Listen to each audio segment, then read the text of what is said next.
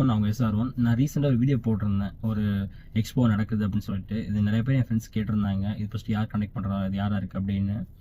DLOங்கிற organisation தான் conduct பண்ணுறாங்க, epics expo 2026. இது டேட் ஆல்ரெடி சொல்லியிருப்பேன், இருந்தாலும் சொல்கிறேன். July 4 மார்னிங் 7 o'clock ஆரம்பிக்குது. இதில் ஃபஸ்ட்டு யார் கண்டக்ட் பண்ணுறாங்க அப்படின்னா, மோஸ்ட்டாக விஷுவலி சேலஞ்சிங் பர்சன் தான் ஒரு டீமாக பில்ட் பண்ணி அவங்க தான் அசம்பிள் பண்ணுறாங்க. நிறைய பேர் அவங்க தான் பார்ட்டிசிபேட்டும் பண்ணுறாங்க. ஸோ அந்த மாதிரி பர்சனாக இருக்கிறவங்க தான் இது மஸ்ட்டாக, அந்த மாதிரி பர்சனாக இருக்கவங்க தான் மெயினாக தேவைப்படுவாங்க.